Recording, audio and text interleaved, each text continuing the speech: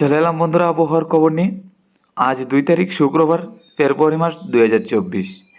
আজকের আবহাওয়ার খবর কী রয়েছে, আজকে কোন কোন জেলায় বৃষ্টি থাকবে, তাদের কোন সময় কোন জেলায় কী পরিমাণ বৃষ্টি হবে। এছাড়া আগামী দিনগুলিতে আবারও বৃষ্টির সম্ভাবনা আছে। আজকে থেকে তো আগামীকাল বৃষ্টি থাকবেই, তারপর কিন্তু আবারও 6 তারিখ থেকে বৃষ্টি 7 তারিখ থাকার সম্ভাবনা। তো কী পরিমাণ বৃষ্টি থাকার সম্ভাবনা আছে আগামী 6 তারিখ থেকে 7 তারিখ, তাও আমরা জেনে নিচ্ছি। প্রথমে দেখে নিচ্ছি নিম্নচাপ। আমরা সরাসরি চলে এলাম লাইভে। দেখুন, আজকে সকাল থেকে রয়েছে বাংলাদেশের একাধিক জেলায় হালকা পাতলা নিম্নচাপ, তাতে খুলনা, বরিশাল এবং কুমিল্লার সাইড নিয়ে রয়েছে হালকা পাতলা ছিটাফোঁটা বৃষ্টি। আমাদের ত্রিপুরায় রয়েছে নিম্নচাপ, তা থেকে কিন্তু বৃষ্টি নেই, মেঘলাভাব আছে। এছাড়া বাংলাদেশের উত্তরে সিলেটের সাইড নিয়ে রয়েছে হালকা পাতলা ছিটাফোঁটা বৃষ্টি, আসামের শিলচর এইসব জেলার মধ্যেও হালকা পাতলা বৃষ্টি আছে। আজকে দুপুরের মধ্যে গেলে এই নিম্নচাপটা চলে আসবে আমাদের ত্রিপুরায় এবং বাংলাদেশের রংপুর, সিলেট, ময়মনসিংহ, আসামের শিলচর, শিলিগুড়ি, আলিপুরদুয়ার, গুয়াহাটি আর এইসব জেলাগুলির মধ্যে হালকা পাতলা ছিটাফোঁটা বৃষ্টি হবে। বাকি জেলাগুলি মোটামুটি পরিষ্কার থাকবে।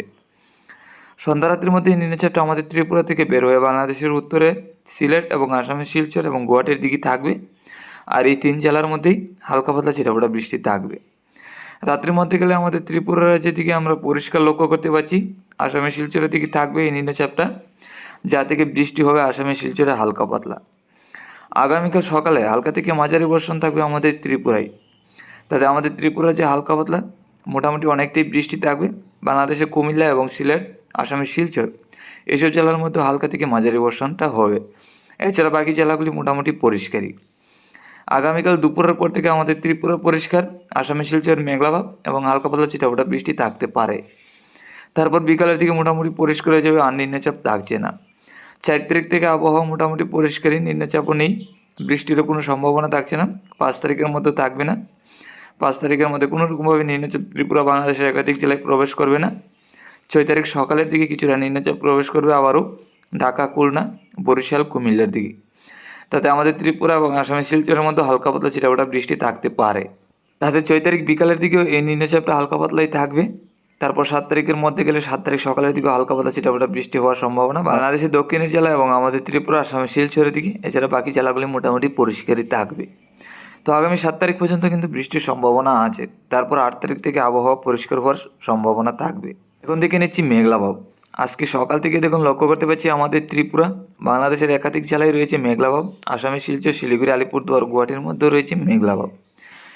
আর এই মেঘলাভাবটা আজকে দুপুর পর্যন্ত থাকার সম্ভাবনা, দুপুরের পর থেকে পরিষ্কার হয়ে যাবে বাংলাদেশ ত্রিপুরার একাধিক জেলায়। তবে বিকালের দিকে এই মেঘলাভাবটা থাকবে শিলিগুড়ি, আলিপুরদুয়ার, গুয়াহাটি, বাংলাদেশের সিলেট, আসামের শিলচরের দিকে।